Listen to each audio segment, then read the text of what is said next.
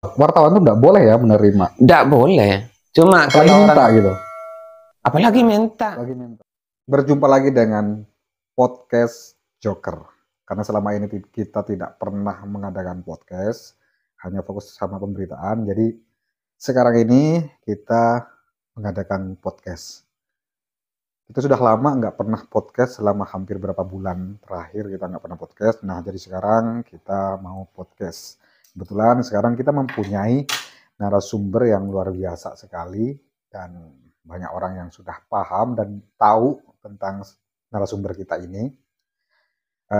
Beliau ini adalah seorang wartawan senior, bisa dikatakan senior karena beliau ini sudah lama berkecimpung di dunia jurnalistik, khususnya di Kabupaten Sampang.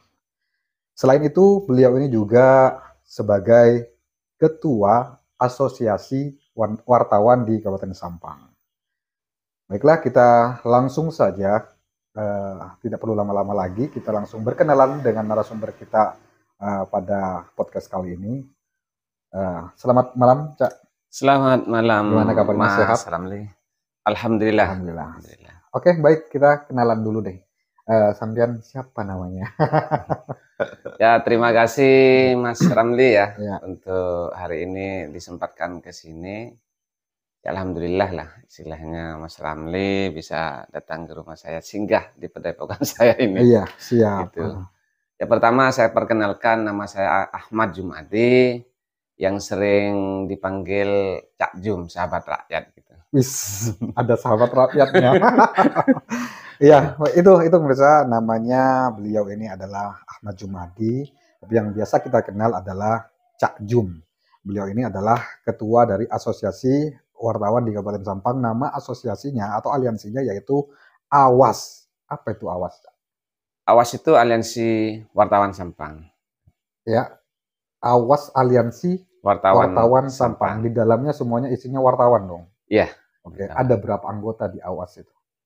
Untuk sementara anggota AWAS itu 24. Wow. 24 dari berbagai media ya. Iya. Media online. Media online. Ada cetaknya nggak? Ada. Ada cetaknya. Mantap nih. Kebetulan kita saling diskusi atau saling ngobrol nih santai sekarang sama ketua asosiasinya yang lumayan senior ya, dari berapa tahun sampai ada di dunia jurnalistik? Saya itu berkecimpung di dunia jurnalis, kalau nggak salah itu 10 tahun lebih. 10 tahun? 10 tahun lebih ya. Wow. Kenapa Anda pengen masuk ke dunia jurnalistik? Apa tujuan Anda di sana? Kalau tujuan saya itu intinya yang pertama itu nambah ibadah aslinya. Ibadah ya? Iya, untuk hal itu nambah ibadah. Dari mana ibadahnya? Ya dari ini, saya itu bisa bantu untuk menyampaikan sesuatu yang ada di lapangan yang saya lihat. Informasi-informasi apa yang perlu masyarakat itu diperlukan lewat karya-karya jurnalisnya saya. Gitu. Oke, betul. Yang pertama. Terus yang kedua, cari sahabat. Cari sahabat di kalangan istilahnya masyarakat, pejabat atau publik yang lain-lain seperti itu. Bergaul sama orang-orang bawah gitu. Kita jurnalis, masalahnya saya pandang itu bebas, hasilnya bebas, itu berkecimpung di mana aja. Di kalangan atas bisa kita masuk, itu. Di kalangan bawah kita itu lebih enak juga itu. Jadi saya itu lihatnya, ini keren juga jurnalis ini kayaknya untuk bisa untuk berkecimpung untuk memahami situasi di bawah atau memahami situasi yang ada di tingkat atas seperti itu. Nah, jadi saya itu senang, tapi jangan lupa dalam kesenangan itu saya tetap bawa nambah ibadah, hasilnya seperti itu. Terus dalam jurnalis banyak yang saya alamin, istilahnya itu kepuasan diri. Apa itu kepuasannya? Kepuasan dirinya gini, setelah saya itu menulis sesuatu, istilahnya bisa merubah keadaan, itu kan istilahnya sudah dapat pahala besar hasilnya seperti itu. Ya, saya cari seperti itu. Asalkan jangan sampai hoax yang diberitakan. Kalau Hoak memang diatur memang nggak boleh. Saya menghindar dari hal itu. Oke. Menghindar dari hoak. Memang jurnalis ini perlu ketelitian dalam hal penulisan atau dalam hal mencari narasumber yang sebenarnya. Jadi saya anggap dalam jurnalis ini saya punya prinsip hasilnya seperti ini. Ada bahasa-bahasa harus mengikuti istilahnya ujian, nah seperti itu. Kalau saya sendiri senang dalam hal itu. Cuma saya itu punya prinsip profesional aja.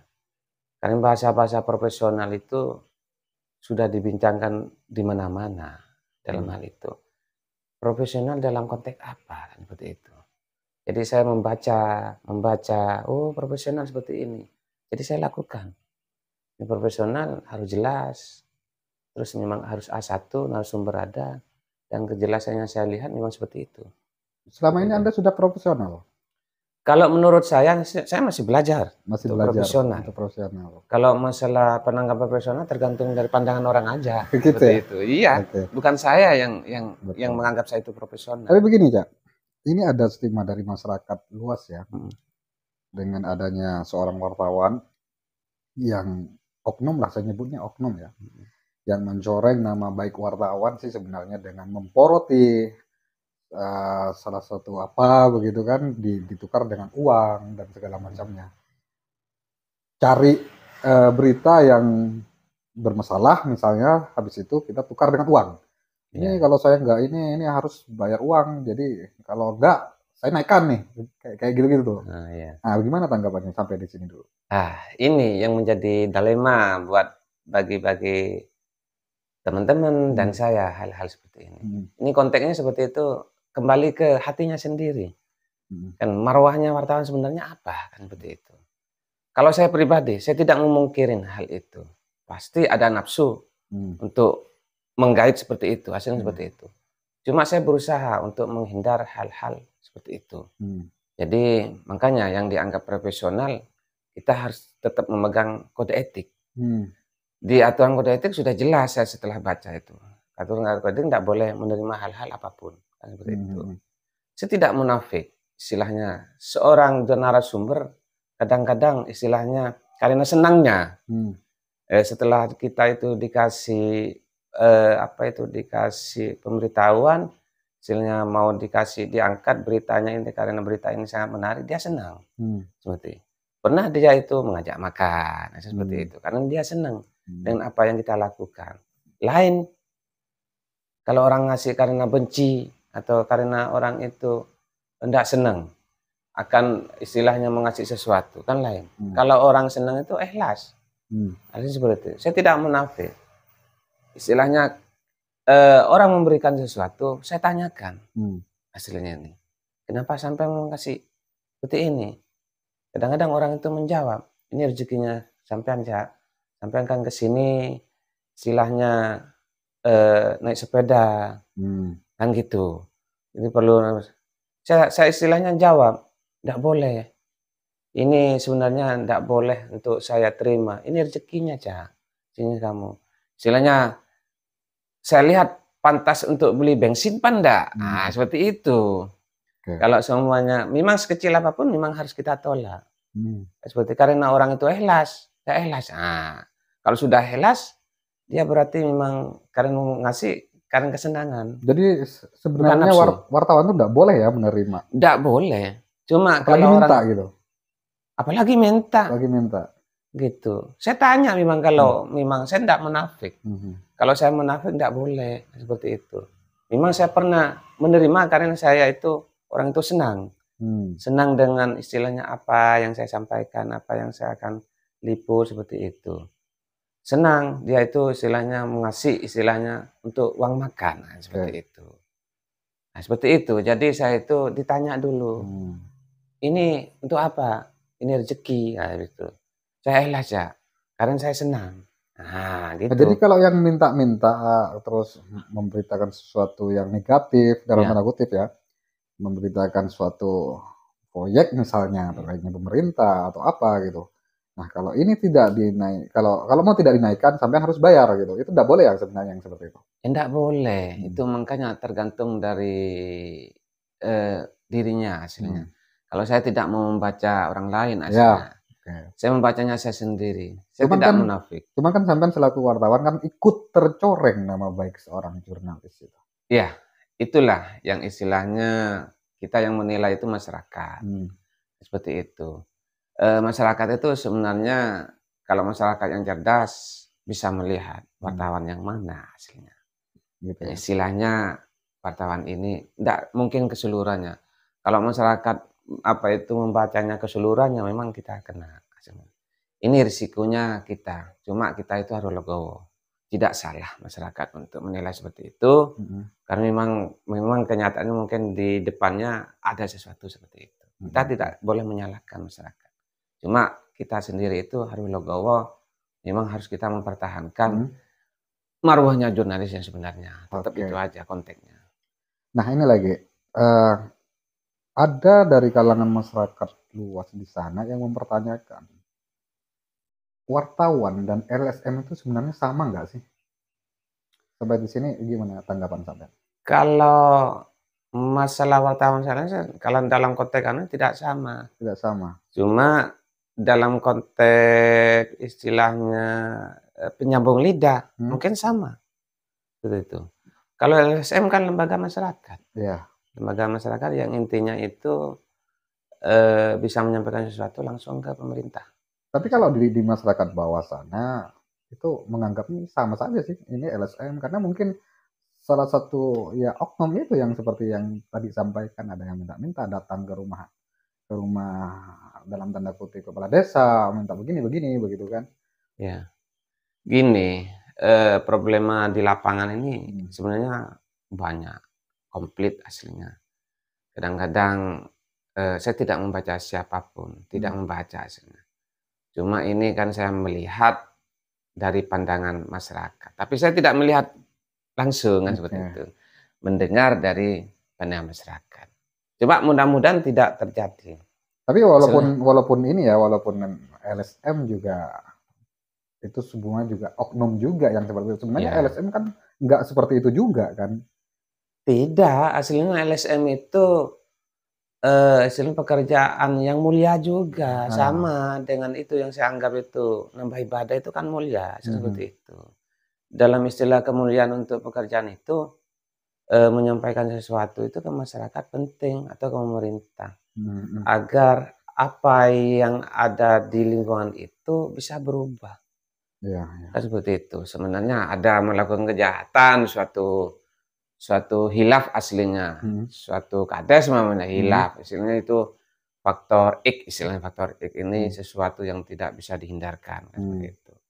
Atau memang harus dia itu melakukan biar daerahnya itu bagus, seperti harus saya itu KKN, memang seperti itu. Itu kan faktor X, tak paham, hasilnya seperti itu. Jadi yang mengingatkan orang yang istilahnya seperti LSM, istilahnya atau media yang akan mengekspos seperti itu. Kalau dia sesuatu pejabat atau itu hilaf, seperti itu. Kalau semuanya sudah orang itu bisa mau berubah, ya sudah, ngapain? Memang tugas kita kan seperti itu sama LSM itu. Sama aslinya. Sampai di sini apa sebenarnya perbedaan antara LSM dan wartawan menurut sampean? Kalau menurut saya LSM itu kan penyambung lidah untuk pemerintah.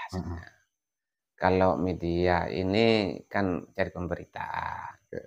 Pemberitaan memang harus memberitakan sesuatu apa pandangan yang ada di sana. Berberita sebenarnya.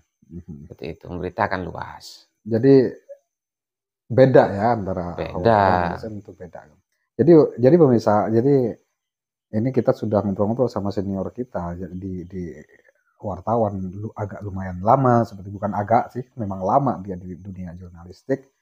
Memang yang seorang wartawan itu tidak boleh ya meminta-minta, apalagi memalak seperti itu, narasumbernya dipalak atau begini itu tidak boleh sebenarnya. Dikasih pun sebenarnya tidak boleh, dikasih pun kalaupun itu dikasih dengan catatan yang hal-hal apa itu tidak boleh sebenarnya. Kecuali memang ya mau ngasih ikhlas, sukarela, ya jadi masalah seperti itu. Karena menganggap dia senang. Karena menganggap dianya senang, jadi boleh seperti itu ya. Kalau untuk memalak itu tidak boleh. Nah, kalau ada seorang wartawan atau jurnalis yang di lapangan atau di bawah itu memalak, itu salah satu oknum seperti itu. Oknum yang merusak nama baik atau citra dari seorang wartawan. Seperti itu. Oke, selanjutnya saya membahas terkait dengan boleh nggak sih wartawan itu dekat dengan pemerintah atau sekaliber bupati lah, boleh nggak sih? Untuk hal itu memang harus. Memang harus ya. Iya. Kenapa Karena harus? seorang jurnalis itu harus memang mendekat apalagi pemerintah. Saya tadi ngomong dari awal, jurnalis itu hebat. Hebat hasilnya jurnalis itu. Bisa mendekat istilahnya dari bawah sampai yang paling tinggi. Oke. Itu memang boleh.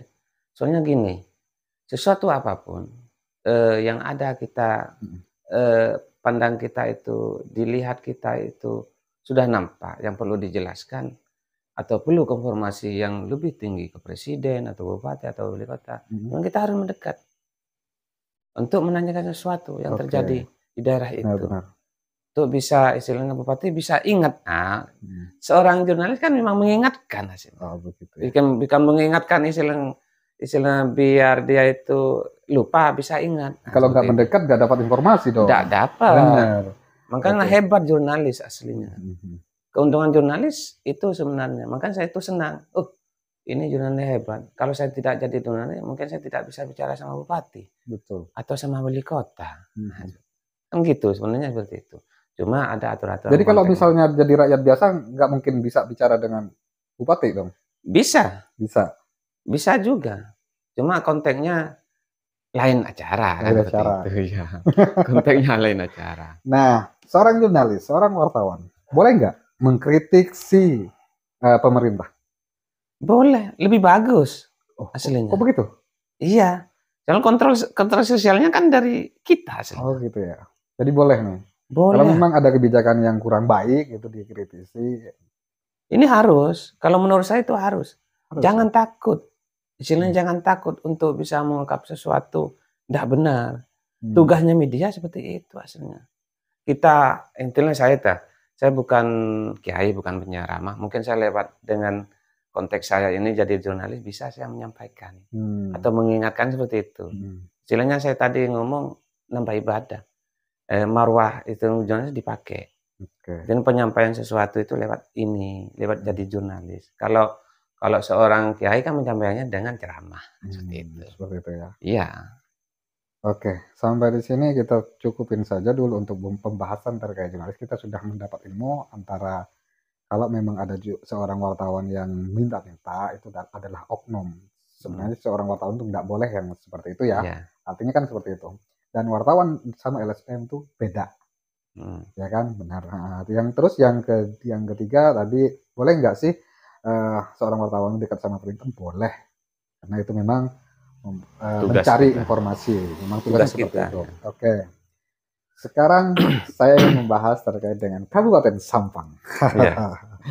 Sampean selaku warga di Kabupaten Sampang yang cukup lama, apalagi yang berkecimpung di dunia jurnalis sudah lama dan tahu sebeluk-beluknya di Kabupaten Sampang dari dulu. Dengan adanya kabupaten yang baru, yang menurut sampean ini bagaimana dengan kepemimpinan bupati yang sekarang di Kabupaten Sampang? Dulu. Bukan sama yang dulu. Saya hanya tidak membahas yang dulu, tapi pengen tahu bagaimana dengan bupati yang sekarang ini. Iya. Untuk hal ini ya, karena saya dari segi pembangunan apa gitu. Saya sebagai masyarakat. Sekarang jadi masyarakat nih. Ya. Oke. Kalau pandangan saya sebagai masyarakat, yang saya lihat, yang saya rasakan dalam pemerintahan sekarang ini, istilahnya itu banyak hal, istilahnya itu terobosan aslinya. Keberanian terobosan. Saya kadang sempat tidak percaya juga hasilnya ini terobosan ini yang dilakukan oleh pemerintah sekarang. Kalau saya pribadi, ini sangat bagus. Terobosan untuk merubah sesuatu itu memang perlu keberanian. Dalam konteks keberanian, hasilnya itu dalam hal acara apapun, yang penting jelas. Cara apapun yang penting jelas, diungkapkan ke masyarakat. Gitu. Kalau semuanya membangun itu tidak jelas, tahu-tahu membangun, dari mana anggarannya? Terus dari mana itu konteksnya? Nah, seperti itu. Yang tidak bagus seperti itu. Kalau selama ini jelas nggak sih menurut Anda? Jelas. Hasilnya jelas, konteksnya jelas. Saya membangun ini karena pinjam. Saya karena ini. Nanti ini ke depannya nanti akan mengolah apa gitu. Ini berani. Saya anggap kepemimpinan saya ini sangat berani. Selama ini kalau tidak konteks seperti ini, mungkin perubahannya berapa tahun kemudian seperti itu. Masyarakat kan sekarang ini istilahnya nafsu perubahan sudah muncul kan hasilnya. Kita harus mengikuti arah zamannya. Kan gitu. Masa kita mau ketinggalan? Dari segi apapun, semuanya mau membangun satu infrastruktur.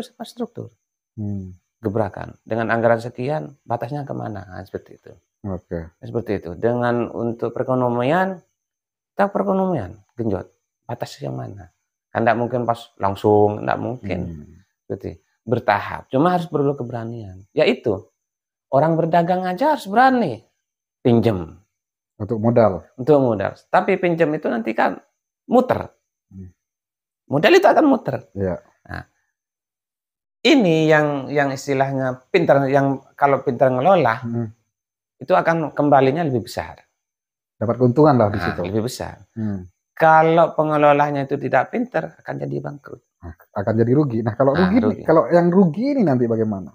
Nah, solusinya kalau semuanya suatu negara itu rugi, ini kan sudah banyak orang-orang pintar dan orang-orang cerdas untuk bisa mengembalikan sesuatu yang istilahnya rugi. Kan gitu, seperti itu. Sama dengan orang dagang. Rugi bisa kembali gimana caranya? Seperti itu. Memang gejolak atau problema dalam suatu daerah itu ada aja. Cuma pasti ada jalan keluar, hasilnya seperti itu. Tidak mungkin permasalahan apapun tidak ada jalan keluar. Jadi menurut sampean pemerintahan yang sekarang cukup berhasil ya? Kalau menurut saya ngomong cukup berhasil masih belum. Masih belum berhasil. Masih bertahap berhasil gitu. Masih bertahap berhasil gitu. Belum berhasil ya? Masih belum. Apa yang menurut sampean masih belum berhasil? Ya masih belum berhasil karena masih istilahnya mungkin di sini itu mau membangun tidak punya anggaran. Gitu. Seperti itu. Nah, ini keberhasilan suatu daerah atau negara memang harus modal untuk bisa membangun daerah kan perlu modal. Terus aset di sini berapa? Makanya pemerintah ini yang saya kagumi bisa pinjam aset seperti itu. Nah, mudah-mudahan bisa mengembalikan ya pinjamnya. Tergantung nanti istilahnya yang mengelola nanti. Ini kan pekerjaan pemerintah. Kalau masyarakat cuma memandang aja. Nanti kalau sudah pinjam nanti bebannya ke masyarakat seperti itu. Jadi yang untuk bangun Kabupaten Sampang itu hasil dari minjem dong? Kalau dalam bukan itu. Kalau hasil pembangunan daerah itu maksudnya itu yang membangun yang mana yang pinjam seperti itu. Gitu. Bukan jadi nggak semuanya. Tidak lah. Sesuatu yang urgent yang harus pinjam yang mana kan seperti itu. Bisa kalau tidak pinjam tidak mungkin kan seperti itu. Yang istilahnya bisa PAD-nya soalnya pendapatan daerah itu yang bisa untuk membangun ini yaitu kan seperti itu. Ada konteks hasilnya. Yang harus pinjam yang mana, yang harus tetap pakai anggaran negara yang mana, seperti itu. Memang harus berani. Sama dengan orang dagang. Saya lihat orang dagang istilahnya mayoritasnya pinjam. Untuk bisa mengelola dagangannya. Seperti itu. Jadi pemerintah Kabupaten Sampang yang sekarang ini berani ya? Termasuk berani. Saya kagum. Maksud kagum ini gini. Saya lihat dalam situasi COVID sudah bangkrut semua. Di sini nih muncul hasilnya seperti itu. Kan orang istilah pandang, oleh di mana sih kan gitu. Dapat mana uang kan gitu. Karena kecerdasannya untuk mengelola sesuatu tidak punya bisa punya seperti itu. Yang penting jelas maksud saya seperti itu. Tidak mencuri. Istilahnya tidak mencuri itu jelas kan pinjam. Untuk membangun sesuatu yang perlu pinjam. Seperti itu. Kalau yang untuk dari anggaran negara ya udah. Ya sudah ya itu. Dikelolanya seperti itu. Cak, sampean tadi menyinggung sahabat rakyat. Kenapa harus ada sahabat rakyat, Cak? Oh ya, gini. Kalau sejarahnya sahabat rakyat, saya itu memang senang. Senang istilahnya itu mulai masih kecil sampai sekarang ini memang senang. Istilahnya senang dekat sama orang-orang, sama masyarakat, sama anak-anak, ya semua. Sama Karena rakyat. nanti iya, jadi saya itu punya inisiatif pada saat saya itu mau masuk ke ranah politik kalau tidak salah itu. Pernah jadi masuk ke ranah politik? Ranah politik gini, saya itu sebenarnya saya pikir itu perjalanan hidup saya itu tidak terasa. Tahu-tahu saya itu di benak hati saya itu, saya pengen nyalek lah, nah gitu. Yes, Tidak iya. pernah istilahnya disuruh orang, tidak pernah. Jadi kata-kata sahabat rakyat itu pas sampean pernah nyalek sampean? Iya, Pernah nyalek? pernah nyalek. Oke. Pernah nyalek istilahnya tahun 2019 kalau tidak salah ya. Pada saat tahun kemarin itu. Nah, itu timbul saya itu mungkin saya nyalek ini dinamakan sahabat rakyat aja. Memang saya itu nyalek, prinsip saya itu urusan hati, hasilnya urusan hati itu. Saya harus nyalek, hasilnya seperti itu. Nah, terus saya itu beranikan diri ketemu sama ketua partai. Saya ngomong, saya bisa gabung Banda hal ini. Soalnya dalam persyaratan nyalek harus ikut partai, kan seperti itu. Iya. Nah, jadi saya mau tidak mau harus ikut politik. Tapi prinsip saya tidak mau berpolitik. Loh, kok bisa begitu? Iya, kalau ikut politik, ya harus. Karena memang persyaratan. Kalau berpolitik saya tidak mau. Oh, kalau berpolitik nggak mau, Nggak tapi mau, ya. ikut politik? Harus ikut politik. Harus ikut politik. Ya. Karena konteksnya kalau politik, ya memang harus manusia harus ikut politik. Sampai kan seorang jurnalis nih. Ya. Boleh nggak jurnalis berpolitik? Jurnalis setelah terjun ke politik itu harus dilepas. Istilahnya maksud dilepas itu aksesorinya harus dilepas. Kalau memang sudah nyalek harus dilepas. Saya pada saat nyalek dilepas semua. Aksesori saya itu dilepas. Oke. Untuk hal itu. Karena itu nanti konteksnya itu takut disalahgunakan. Oke. Saya tidak ingin. Saya pernah nyalek itu saya tidak mau ngajak siapa, enggak. Asing tidak pernah mengajak. Siapa yang suka, oke, enggak apa-apa gitu. Kenapa sampai punya keinginan untuk nyalek gitu? Ya itu tadi itu. Bapak punya gambaran istilahnya sahabat rakyat. Mungkin dengan ini mudah-mudahan saya itu pada saat itu saya bisa bantu masa dengan saya jadi DPR seperti itu. DPR? Iya, soalnya DPR.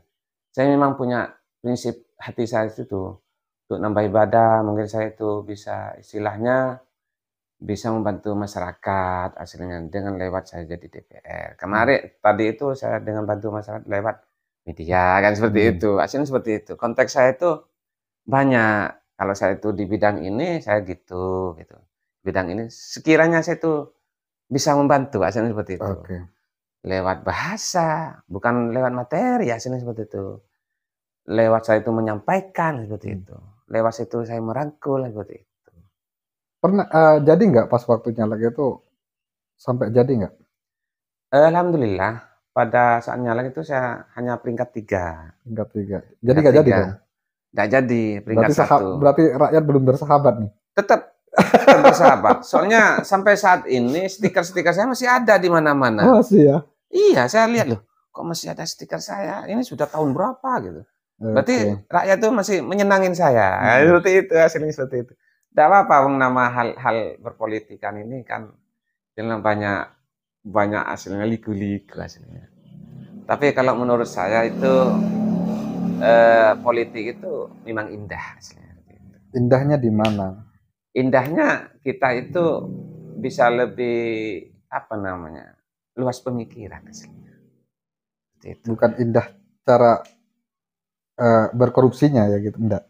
Enggak, itu konteksnya oknum lagi nanti, oknum. Mudah-mudahan saya itu masih bisa istilahnya belajar untuk menahan seperti itu. Kita kan semuanya harus belajar. Harus ada yang mengingatkan, saya belajar, harus ada yang mengingatkan seperti itu. Jadi nyalek untuk rakyat ya? Kalau prinsip saya, nyalek itu isi hati saya, sebisanya itu bisa bantu masyarakat, atau bisa bantu pembangunan. Bisa bantu apa yang perlu saya bantu, hasilnya seperti itu. Seperti itu. Iya, tidak hal lain hasilnya saya itu. Bukan untuk pribadi sendiri pengen kaya gitu. Kalau masalah kekayaan saya sudah kaya. Gitu ya? Iya, karena saya sudah sehat. Sehat. Kekayaan saya itu sehat, aslinya. Tidak ada lain. Bukan masalah materi. Kalau dilihat pekerjaan, saya tidak punya pekerjaan menurut saya. Tapi di dalam lingkungan saya kerja terus. Kerja terus. Ya. Apa selain jadi seorang jurnalis tuh, apa kegiatan sehari-hari?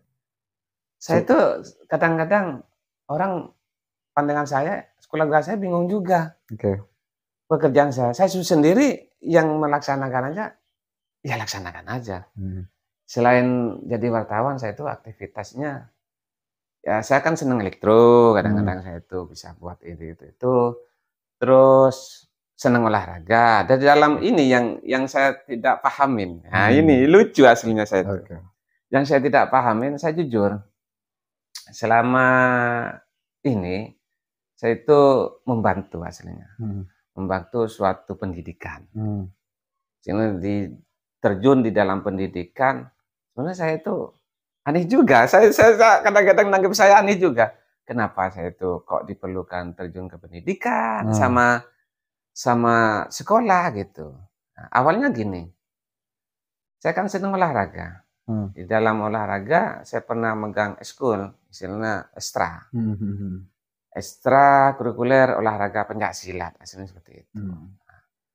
Yang jelas saya itu langsung terjun ke sekolah, dibutuhkan sama dulu masih tahun berapa, 97 kalau tidak salah itu sudah masuk ke lingkungan sekolah untuk bisa mendidik anak-anak dalam eskul olahraga bela diri. Nah, itu awalnya di SMP 1 terjun dulu. Setelah itu di SMP 2 terjun, macam-macam banyak. Sampai saat ini saya sebenarnya tidak pernah melamar untuk masuk ke pendidikan. Diperlukan. Tidak tahu di background-nya apa. Saya tidak paham.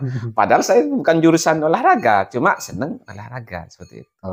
Gitu. Cuma niat saya itu di setiap sekolah pendidikan, niat saya itu hanya bantu. Bantu pendidikan istilahnya yang memerlukan saya. Saya tidak memandang titel. Tidak lari ke istilahnya itu mencari istilahnya mau jadi kepala, mau tidak, mau jadi apa gitu enggak. Saya cuma istilahnya ikhlas untuk membantu. Sampai saat ini kalau enggak salah bantu sekolah itu kalau enggak lebih dari 10. 10 sekolah. 10 sekolah. Kan bingung. Harinya berapa? Nah, kan gitu bingung. Jadi setiap harinya saya punya aktivitas untuk bantu sekolah di dalam bidang olahraga. Di bidang olahraga. Ya. Cak, kan pernah caleg nih, udah jadi caleg ya. Seandainya jadi, apa yang ingin sampean lakukan nanti? Seandainya jadi, waktu kemarin seandainya jadi seorang dewan, seorang DPRD, apa yang ingin Anda lakukan? Yang pertama itu memang saya itu memang karena nyalek itu karena isi hati saya sendiri. Tidak lepas harus saya itu istilahnya ngikutin alur lingkungan yang ada. Istilahnya masyarakat butuh apa yang saya harus istilahnya itu sampaikan yang sebenarnya. Masalah kontennya di sana itu nanti di forum atau apa-apa itu berubah, silahkan. Yang penting saya sudah menyampaikan. Cuma saya akan mempertahankan untuk menyampaikan seperti itu. Dan tujuan nyalek saya itu ya tadi itu. Mungkin lewat caleg ini saya bisa bantu sesuatu untuk masyarakat atau pemerintah atau yang lain-lain. Seperti itu intinya. Tidak hal yang lain. Ada keinginan nyalek lagi nggak? Untuk sementara, kalau untuk sementara saya itu sudah daftar kayaknya. Untuk nyalek yang kedua kalinya. Jadi seperti itu. Saya namanya istilahnya apa namanya ya? Nyalek itu istilahnya itu indah, menurut saya itu indah. Biar tahu situasi istilahnya politik sekarang. Gitu. Tapi sampai siap untuk di apa namanya ya, dikritik sama rakyat. Gak apa-apa, kalau misalnya jadi nih. Kalau saya seneng, bagus. Dikritik sama saya sebagai rakyat nih. Misalnya ya, sampean sudah jadi dewan nih, sudah jadi DPR nih. Saya kritik karena DPR Dewan Perwakilan Rakyat. Harusnya jadi perwakilan saya dong sebagai rakyat. Jadi gimana sih sampean selaku wakil saya, apa yang sampean wakilkan dari saya?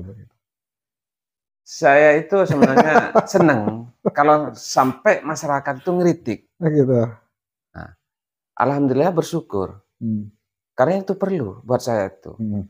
Bahwa timbulnya sesuatu perubahan karena ada kritikan. Gitu ya. Jangan istilah nafsu yang harus kita terima. Kadang-kadang dikritik nafsu. Oke. Diterimanya nafsu. Ini yang menjadi ngawur. Iya. Permasalahan jadi ngawur. Kalau kritikan itu kita terima dengan bagus, ini hikmahnya banyak.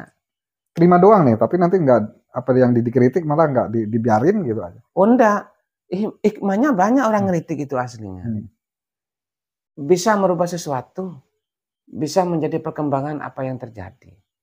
Ini memang perlu dikritik aslinya. Kalau orang itu tidak mau dikritik, ya sudah tidur aja, jangan jadi apa-apa. Gitu ya? Iya, malahan kritikan itu perlu.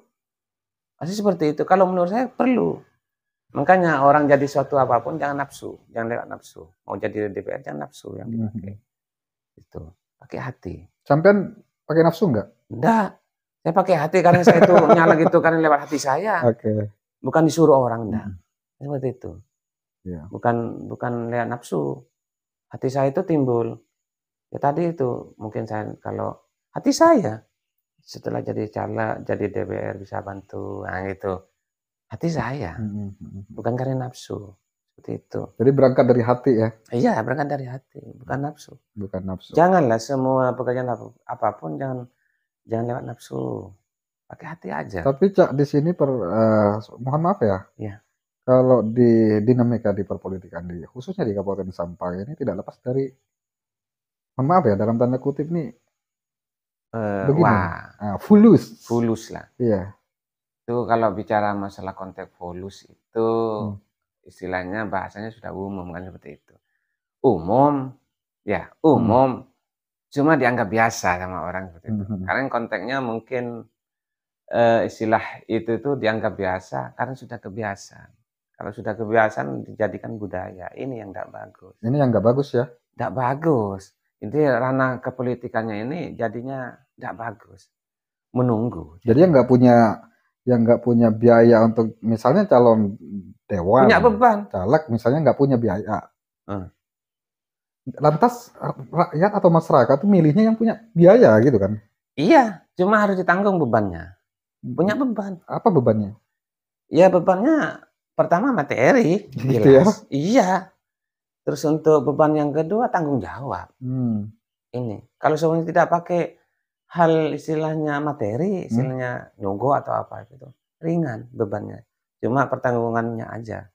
Pertanggungannya itu apa yang perlu kita bangun, apa yang perlu kita bahas, seperti itu. Ringan. Seandainya kita itu, tapi sulit. Karena ini sudah istilahnya dianggap biasa. Nggak tahu sejarahnya itu, perkembangan sejarah seperti itu dari mana. Tapi kalau saya lihat, kalau zaman dulu itu takut Pak, hal itu Pak. Karena masih berpedoman ke Pancasila.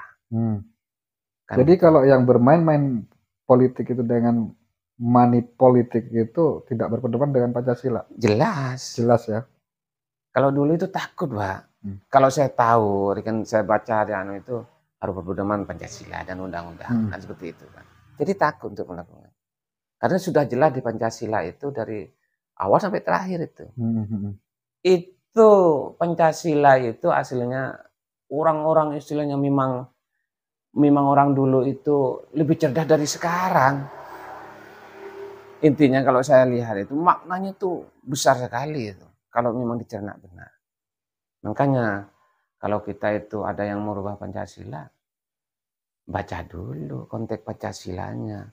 Bagaimana Cak menurut sampean cara merubahnya? Ini memang bukan rahasia umum sih ya. Ya.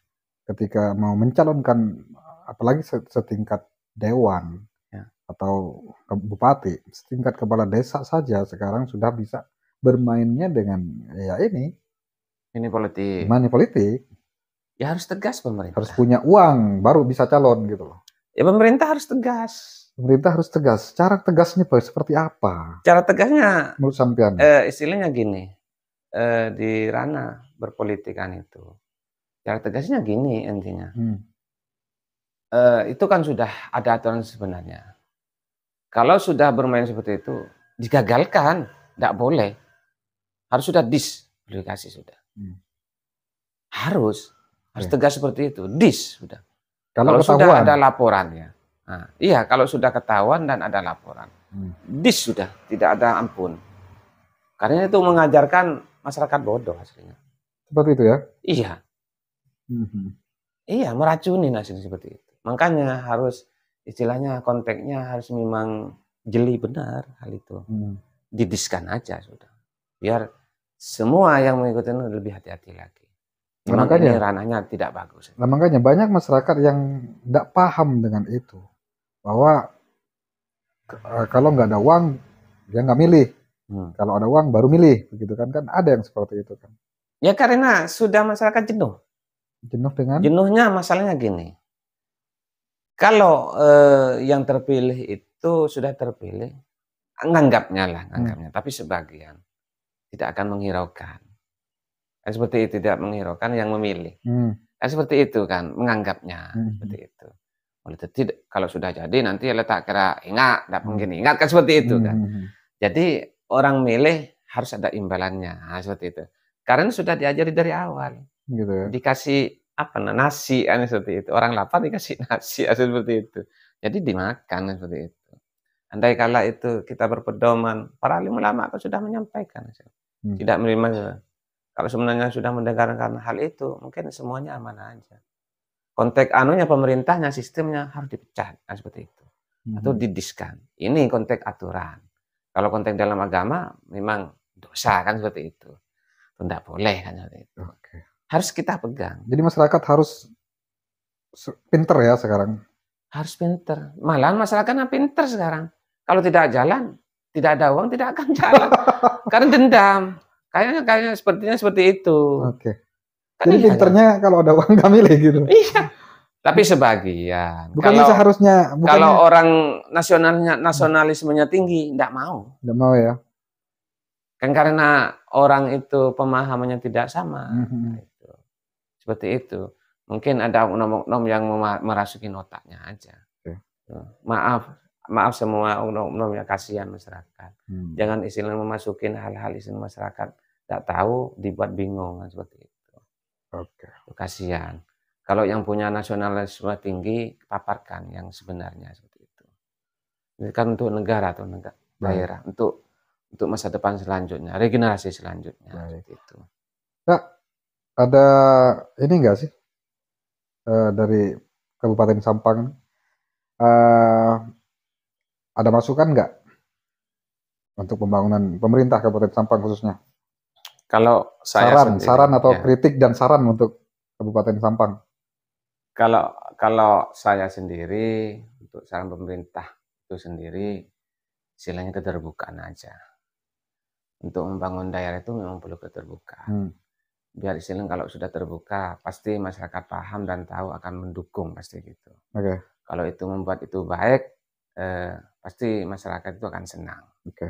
Cuma saya lihat sekarang itu, kalau saya lihat pandangannya masih di kota. Kalau di daerah kan di desa-desa masih belum istilahnya paham karakter. Yang ada di desa aja yang paham. Kalau saya gambaran untuk saat ini, untuk sebatas gambaran aja. Kalau selanjutnya enggak paham nanti. Apa yang sudah dilakukan pemerintah ini, menurut saya ini sudah bagus karena masyarakat itu merasa senang. Bisa senang, terus perekonomian berjalan berputar. Saya lihat itu perekonomian sudah berjalan di masyarakat, tidak sepi kayak dulu. Jadi mari kita itu teruskan siapapun nanti yang menjadi pemimpin, dan apabila pemimpin ini tetap ditingkatkan untuk kemajuan ini, yang penting harus transparan ke masyarakat, itu aja. Keren. Mau calon kan? Alhamdulillah nanti kalau diizinkan. Kalau diizinkan. Terima kasih banyak nih, kita dari tadi udah panjang lebar ngobrolnya. Kita mungkin next time atau kapan-kapan kita ngobrol-ngobrol seputar politik yang lebih dalam lagi. Karena dari tadi kita kan dari awal kita bicara tentang dunia jurnalistik, dunia wartawan, sampai akhirnya merambat ke dunia politik. Pendidikan. Nanti pendidikan. Nanti saya pengennya sampai yang floor ke politik. Taruh wartawannya. Iya, jelas. Pasti ya? Pasti, memang harus.